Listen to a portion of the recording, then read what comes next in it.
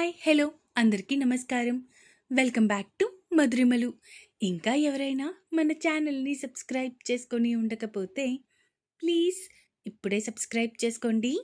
ఇక లేట్ చేయకుండా మన స్టోరీలోకి వెళ్ళిపోదామా? 'నువ్వు నా సొంతం' ఎపిసోడ్ 40. నేను చేస్తుంది కరెక్టో రాంగో నాకు తెలీదురా. కానీ చనిపోయిన సియా గురించే తలుచుకొని నువ్వు బాధపడుతూ నీ జీవితాన్ని పాడు చేసుకుంటూ ఉంటే నేను చూసి తట్టుకోలేను. మాయ కూడా నిన్ను ప్రేమించింది కాబట్టి తనకి కూడా నీ ప్రేమ దక్కుతుంది. నువ్వు స్వార్థం అనుకో, కానీ నా చిన్న చెల్లి జీవితమైనా హ్యాపీగా ఉండాలి అని నేను అనుకుంటున్నానురా అనుకుంటూ కాల్ కట్ చేసేసి రూమ్లోకి వచ్చాడు యశ్వంత్. అలా చూస్తూ ఉండగానే 4 రోజులు గడిచిపోయాయి. ఈ 4 రోజుల్లో కార్తిక్ ఇచ్చిన ఫైల్ కోసం పూర్తిగా మర్చిపోయాడు యశ్వంత్. ఆ ఫైల్ చూసి ఉంటే బహుశా కథ ఇంకొకలా ఉండేది. ఇక ముందుగా యశ్వంత్ చెప్పినట్టే పెళ్లికి ముందు రోజే రిషిని ఇంటికి తీసుకొచ్చాడు. లక్ష్మి గారి ముందు, ప్రకాష్ గారి ముందు అలా ఉండొద్దు అని ముందుగానే యశ్వంత్ వార్న్ చేసి ఉండడంతో ఇక వాళ్ళ ముందు కష్టంగా హ్యాపీగా ఉన్నట్టు నటించాడు యశ్వంత్. ఇక డిన్నర్ అయిపోయాక ఎవరి రూమ్స్లోకి వాళ్ళు వెళ్ళిపోయారు. యశ్వంత్, మిథున కూడా తమ రూమ్లోకి వెళ్ళిపోవటం చూసి అప్పుడు మాయా రూమ్ దగ్గరికి వచ్చాడు రిషి. ఇదేంటి ఈ టైంలో డోర్ ఎవరు కొడుతున్నారు అనుకుంటూ డోర్ ఓపెన్ చేసిన మాయాకి ఎదురుగా రిషి కనిపించడంతో కొంచెం ఆశ్చర్యపోయింది. రిషి బావా, నువ్వా? అయినా ఈ టైంలో నువ్వేంటి అడిగింది మాయా. నీతో మాట్లాడాలి మాయా, లోపలికి రావచ్చా అడిగాడు రిషి. మాయా సైడ్కి జరగడంతో లోపలికి వచ్చాడు రిషి. అసలు నీకు నా మీద ఇలాంటి ఫీలింగ్ ఎలా కలిగింది? నేను ఎప్పుడూ నీకు నా మీద ఫీలింగ్స్ కలిగేలాగా నేను ప్రవర్తించలేదు. కానీ మీ అక్కని నేను ప్రేమిస్తున్న విషయం తెలిసిన తర్వాత కూడా నువ్వు నన్ను పెళ్లి చేసుకోవాలి అనుకుంటున్నావంటే నిజంగా నిన్ను ఏమనాలో కూడా నాకు అర్థం కావట్లేదు మాయా అన్నాడు రిషి. యశ్వంత్ ముందుగానే హెచ్చరించడంతో ఏం మాట్లాడినా కూడా సైలెంట్గా ఉంది మాయా. మాయా, నేను నీతోనే మాట్లాడుతున్నాను. అలా ముద్దపప్పులాగా కూర్చోకుండా కొంచెం నోరు తెరిచి మాట్లాడు. మాట్లాడితేనే కదా నాకు తెలుస్తుంది అన్నాడు రిషి. నా సమాధానం ఏంటో నేను ఆల్రెడీ చెప్పాను. నువ్వు కూడా పెళ్లికి ఒప్పుకున్నావు. మళ్ళీ ఇప్పుడు ఎందుకు ఇలా మాట్లాడుతున్నావు బావా అడిగింది మాయా. నేనెక్కడ ఒప్పుకున్నాను? మీ అన్న నన్ను బలవంతంగా ఒప్పించాడు. లేదంటే వాడు చచ్చిపోతాను అని ఇంకా దిక్కు మొక్కు లేక పెళ్ళికి ఒప్పుకున్నా. ఇప్పటికీ ఇంకా మించిపోయింది లేదు. నన్ను పెళ్లి చేసుకుంటే నీ లైఫ్ నాశనం అవ్వడం తప్ప ఇంకొకటి లేదు. జీవితంలో నిన్ను నేను భార్యగా యాక్సెప్ట్ చేయలేను మాయా. నా మనసులో నా ఊపిరి ఆగిపోయే వరకు కూడా సియానే ఉంటుంది. సియా స్థానం నీకెప్పటికీ రాదు. కాబట్టి ఇంకా మించిపోయింది లేదు. మీ అన్నకి నువ్వు ఒక్క ముక్క చెప్తే ఈ పెళ్ళి ఆపేస్తాడు. అర్థం చేసుకో మాయా, చిన్న పిల్లలాగా బిహేవ్ చేయకు అన్నాడు రిషి. లేదు రిషి బావా, నేను ఆల్రెడీ నిర్ణయం తీసుకున్నాను. నేను నా నిర్ణయం మీద కట్టుబడి ఉండాలి అనుకుంటున్నాను. నేను నిన్ను పెళ్లి చేసుకోవాలి అనుకుంటున్నాను అంది మాయా. ఓహో, నన్ను పెళ్లి చేసుకోవాలి అని అంత ఆశపడుతున్నావు కదా? సరే, నీ సరదా నేనెందుకు కాదంటాను. 6 నెలల్లో నువ్వే నాకు వీడు వద్దు, వీడితో జీవితం వద్దు అని పారిపోయేలాగా చేస్తాను. అలా చేయకపోతే నా పేరు రిషియే కాదు అంటూ అరిచి అక్కడి నుంచి వెళ్ళిపోయాడు రిషి. వెళ్తున్న రిషి వైపే చూస్తూ ఉండిపోయింది మాయా.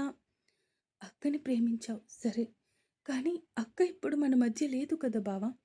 నా ప్రేమ నీకెందుకు కనిపించట్లేదు? నేను మార్చుకోగలనా? నువ్వు అసలు జీవితంలో నాకు స్థానం ఇస్తావా? నేను నీ భార్యగా ఉండే అవకాశం నాకిస్తావా అనుకుంటూ ఏడ్చుకుంటూ ఉంది మాయా. ఏడుస్తూనే ఎప్పటికో నిద్రలోకి జారుకుంది. యశ్వంత్ రూమ్లో నాకు ఒక పక్క హ్యాపీగా ఉన్నా ఇంకొక పక్క బాధగా కూడా ఉంది యశ్వంత్ అంది మిథున. ఏమైంది? అంతా మనం అనుకున్నట్టే జరుగుతుంది కదా. రేపు తెల్లారితే రిషి ఇంకా మాయ ఇద్దరికి పెళ్ళి కూడా జరగబోతుంది.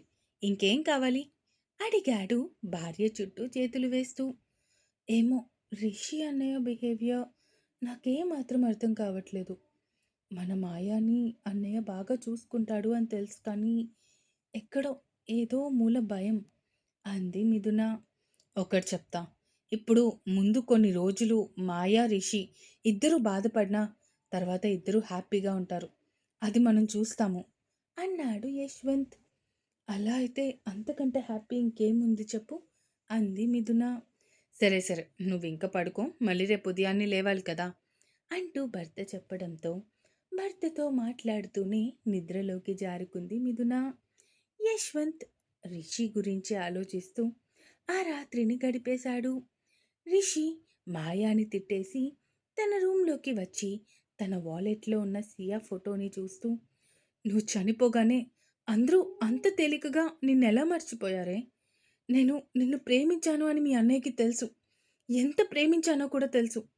కానీ నాకు మీ చెల్లికి పెళ్లి చేయాలి అనుకుంటున్నాడు. పోనీ మీ చెల్లికి తెలియదా అంటే తనకు కూడా తెలుసు నేను నిన్ను ప్రేమిస్తున్నట్టు.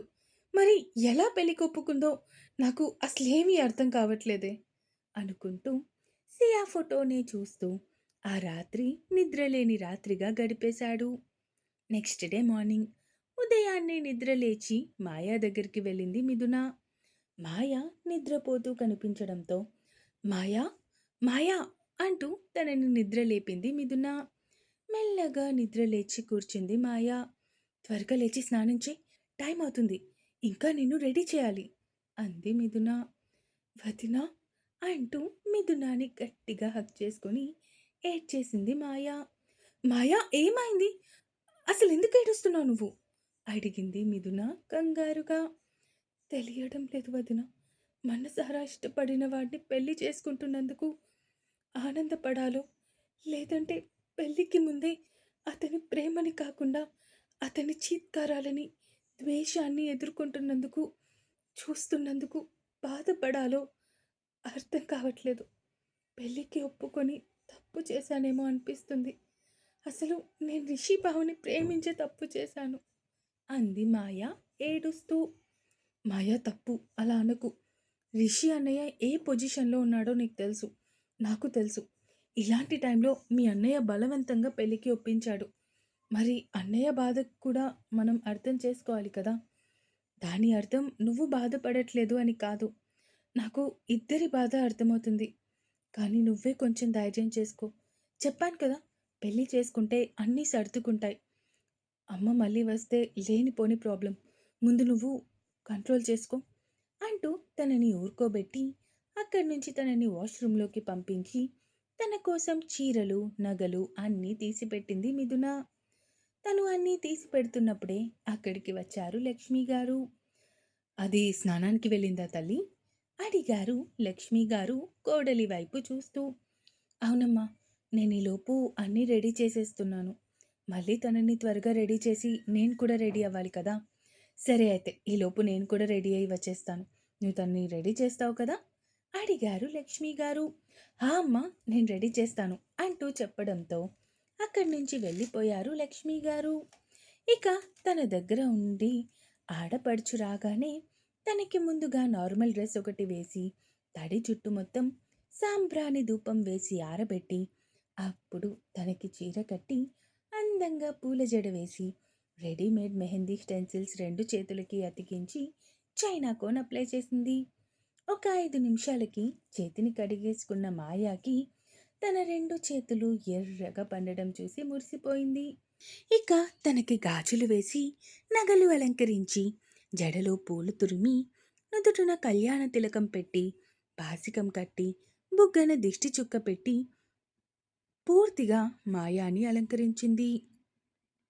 అబ్బా, ఎంత ముద్దుగా ఉన్నావో అంటూ మెటికలు విరిచింది మిథున. వదిన, ఇప్పటికే చాలా లేట్ అయింది, నువ్వు కూడా వెళ్ళి రెడీ అవ్వు అంటూ మాయా చెప్పడంతో ఇక అక్కడి నుంచి తన రూంలోకి వెళ్ళింది మిథున. అప్పటికే యశ్వంత్ రెడీ అయిపోయి కనిపించడంతో భర్త వైపు చూస్తూ, అబ్బో, అయ్యగారు అప్పుడే రెడీ అయిపోయారా అడిగింది మిథున నవ్వుతూ. అవును మరి, మా శ్రీమతి గారికి ఏమైనా హెల్ప్ కావాలేమో అని ముందుగా రెడీ అయిపోయాను అన్నాడు యశ్వంత్ మిథున నడుము చుట్టూ చేతులు వేస్తూ. నాకు మీ హెల్ప్ ఏమీ అవసరం లేదు, కానీ ముందు వెళ్ళి రిషి అన్నయ్య రెడీ అయ్యాడో లేదో చూడు. అన్నయ్యని నువ్వే రెడీ చేయాలి. ఇప్పటి వరకు అయ్యగారు రెడీ అవుతూ టైం గడిపేశారు కదా, అంటూ చెప్పడంతో అక్కడి నుంచి రిషి దగ్గరికి వెళ్ళిపోయాడు యశ్వంత్. అక్కడ రిషి రెడీ అవ్వకుండా ఇంకా అలాగే కూర్చొని ఉండటంతో, "ఏంట్రా ఇంకా రెడీ అవ్వకుండా అలాగే కూర్చున్నావు?" అడిగాడు యశ్వంత్. "వెళ్తున్నా" అంటూ మాట్లాడకుండా వెళ్ళి స్నానం చేసి వచ్చి యశ్వంత్ ఇచ్చిన పట్టుబట్టలు కట్టుకున్నాడు. రిషిని అద్దం ముందు కూర్చోబెట్టి హెయిర్‌కి జెల్ అప్లై చేసి, హెయిర్ కోంబ్ చేసి, "మీ చెల్లి వచ్చి నీకు నుదుట తిలకం పెట్టి, బాసికం కట్టి, బుగ్గన దిష్టి చుక్క పెడుతుంది. మనకవి పెద్దగా తెలీదు" అంటూ పర్ఫ్యూమ్ బాటిల్ తీసుకొని రిషికి స్ప్రే చేశాడు. ఒక అరగంటకి ఫాస్ట్‌గా రెడీ అయ్యి అక్కడికి వచ్చింది మిథున. "మీ అన్నయ్యకి బాసికం కట్టి, కళ్యాణ తిలకం పెట్టి, బుగ్గన దిష్టి చుక్క పెట్టు. నేను నా చెల్లి దగ్గరికి వెళ్తున్నా" అంటూ చెప్పి అక్కడి నుంచి వెళ్ళిపోయాడు యశ్వంత్. మిథున రిషి వైపు చూస్తూ కళ్యాణ తిలకం దిద్ది, బాసికం కట్టి, బుగ్గన దిష్టి చుక్క పెట్టింది. రిషి మిథున వైపు చూస్తూ, "మిథున, నిన్ను నా చెల్లిలా అనుకుంటున్నాను. ప్లీజ్ నువ్వైనా ఏదో ఒకటి చేసి ఈ పెళ్ళి ఆపేరా" అన్నాడు రిషి. "అన్నయ్య, అలా మాట్లాడొద్దు. పీటల మీద పెళ్ళి ఆగిపోయింది అంటే మావ్య మాయ భవిష్యత్తు ఏమవుతుందో ఆలోచించు. నువ్వు సియాని ఇష్టపడుతున్న విషయం నాకు తెలుసు. కానీ సియాతో పాటే మనం కూడా చనిపోలేం కదా అన్నయ్య. నువ్వు సియాని మాయాలో చూసుకో. ఇంట్లో అందరం ఇప్పుడు చేస్తుంది అదే. సియాని మాయాలోనే చూసుకుంటున్నాము. ఇది చెప్పడం తప్పో రైటో నాకు తెలియదు, కానీ నాకు తెలిసింది నేను చెప్పేశాను అంతే" అంటూ అక్కడి నుంచి వెళ్ళిపోయింది మిథున. ఇంకా ఉంది. ఈ ఎపిసోడ్ ఎలా అనిపించిందో కామెంట్స్ రూపంలో తెలియజేస్తారు అని కోరుకుంటున్నాను. అలాగే సబ్స్క్రైబ్ చేసుకోవడం మాత్రం మర్చిపోకండి. ఇక ఉంటాను. Bye bye.